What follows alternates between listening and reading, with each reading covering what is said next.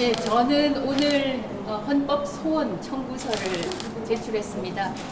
이번 청구가 저는 굉장히 중요하다고 생각을 하고 역사적인 청구라고 생각합니다. 모든 역사나 전통은 첫 번째에서 시작되죠. 어제도 잠깐 말씀드렸습니다만 관행이나 역사는 1호 첫 번째에서부터 시작이 됩니다.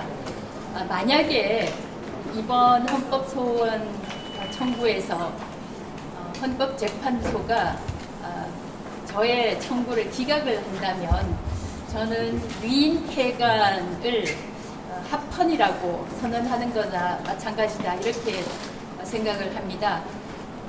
특정 기관장이 마음에 들지 않으면 기관을 폐관, 즉 위인폐관을 합헌적으로 만드는 것이다.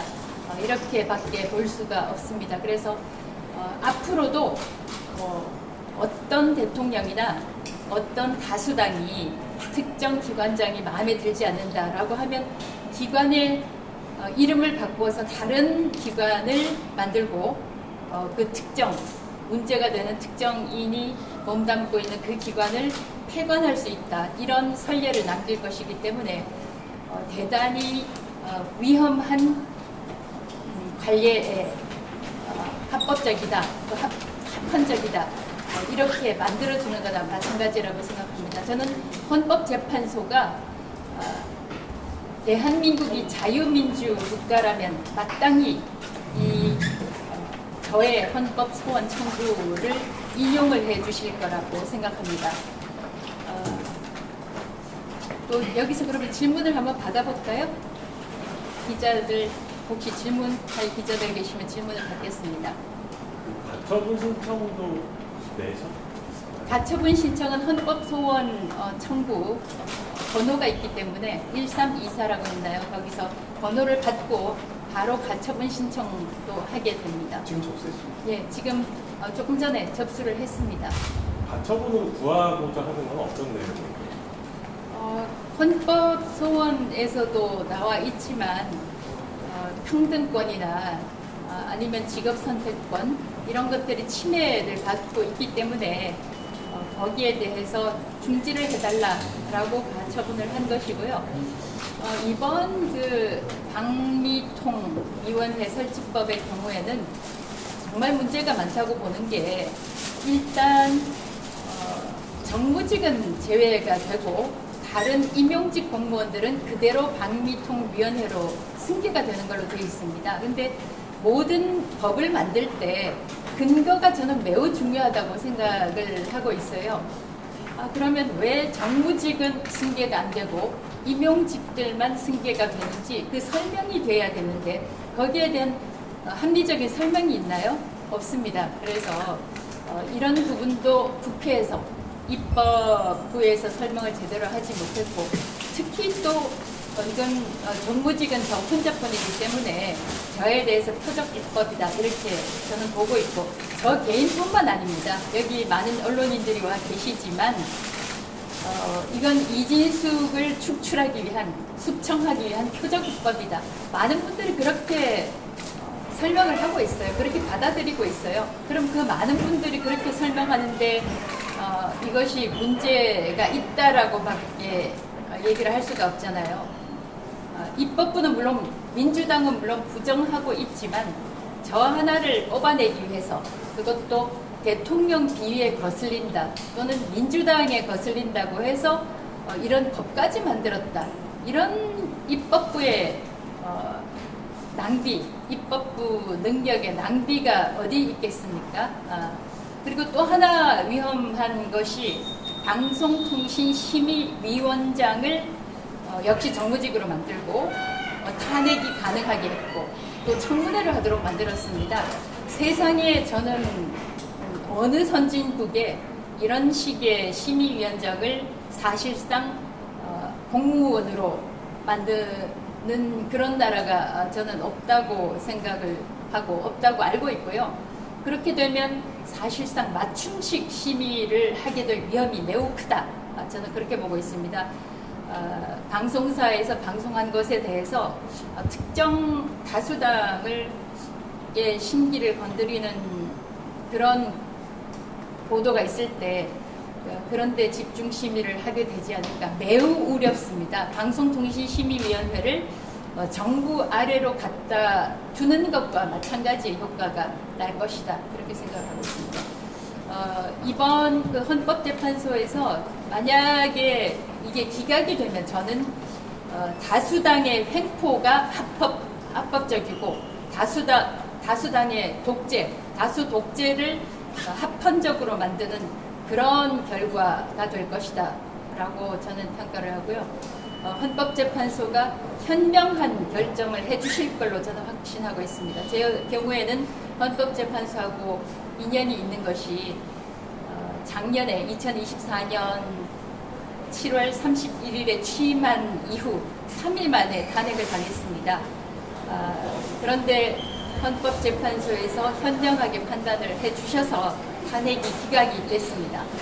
마찬가지로 이번 헌법소원 청구의 경우에도 다수 독재, 다수당이 특정인이 마음에 들지 않아서 법을 만든 것이 이거는 이런 전통은 만들 수 없다. 자유 대한민국에서 이런 다수 횡포, 다수 독재가 합헌적이라고 하는 그런 결정을 내리실 걸로는 생각지 않습니다. 네. 하나 더 여쭤보면 네. 앞으로 그럼 기관들이 이제 사라지고 새 기관이 생길 때 정무직 공무원들이 승계를 해야 된다 이렇게 주장하시는 거죠? 저는 제가 그런 입장이 있지도 않고요. 정무직이 승계돼야 된다라거나 아니면 승계돼서는 안 된다라고 주장하는 것은 아니고 만약에 법에서 그것도 부칙에서 정무직은 안 된다라고 얘기할 때 왜 안 되는지 그게 타당하게 합당하게 설명이 돼야 되는데 이번 법에서는 그런 타당한 설명이 없죠. 지금 질문 주시는 그 기자분 왜 안 된다고 생각하세요? 정무직은?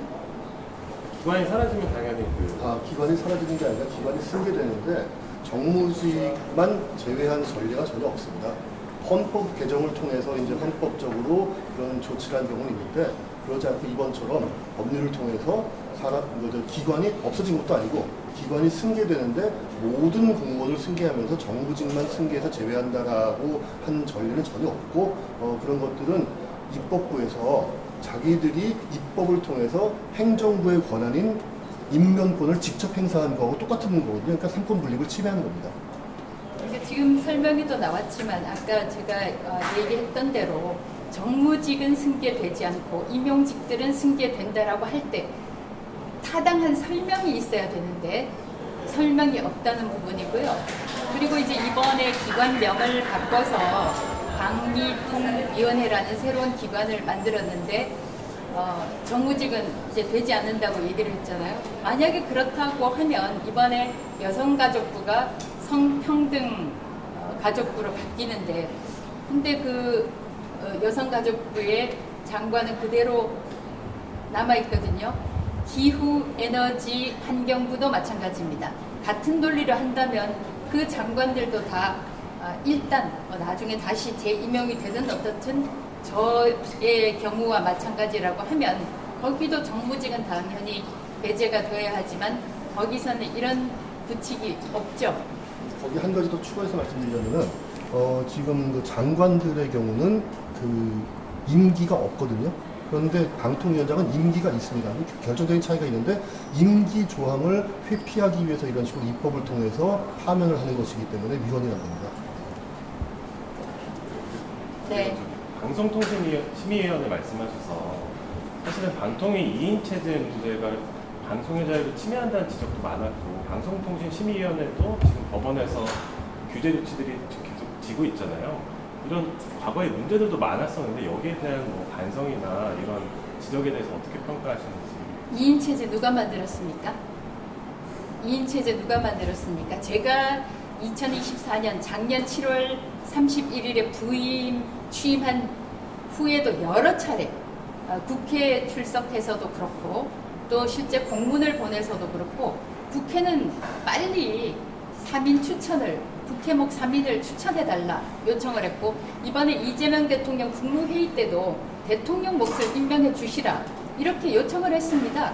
그런데 국회도 3인 추천을 하지 않았고 대통령도 대통령 지명목 1명을 임명하지 않았어요. 그런데 제가 비유적으로 말씀을 드렸지만 식탁에서 오른손을 묶어놓고 어쩔 수 없이 식사를 해야 되는데 왼손으로 밥을 먹으니까 왜 너는 왼손으로 밥을 먹느냐 이렇게 따지는 거나 마찬가지예요. 그러면 2인 체제는 누가 만들었습니까? 저는 국회가 대단히, 특히 다수당인 민주당이 대단히 무책임하고 이 무작위에 의한 저는 직무유기라고 생각합니다. 그런데 왜 언론에서는 그런 것을 문제 삼지 않죠?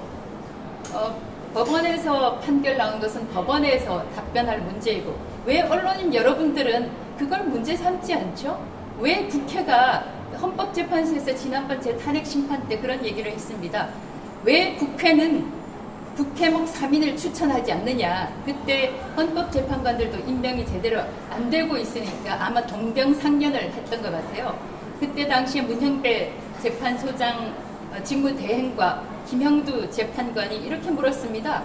국회는 왜 방송통신위원회 상임위원 3인을 추천하지 않느냐. 그렇다면 방송통신위원회는 일을 하지 말라는 것이냐. 이렇게 따져 물었습니다. 그런데 탄핵 심판들에서도 보면 국회가 매우 책임이 크고 부작위에 의한 책임이 크다라고 아주 조목조목 지적을 받고 있는데 국회에 대해서는 처벌 조항이 없어서 그런지 국회는 대단히 이 책임을 피해가고 있어요. 그러다가 하다 안 되니 저라는 큰 방해물이 나가지 않으니까 세상에 기관을 없애버리고 새 기관을 만든단 말입니까? 여러분들 언론인들께 제가 요청합니다. 왜 언론인들은 국회 책임을 묻지 않습니까? 이거는 언론인들의 부작위에 의한 직무유기 아닙니까? 언론이 왜 존재합니까? 예, 그만 듣겠습니다.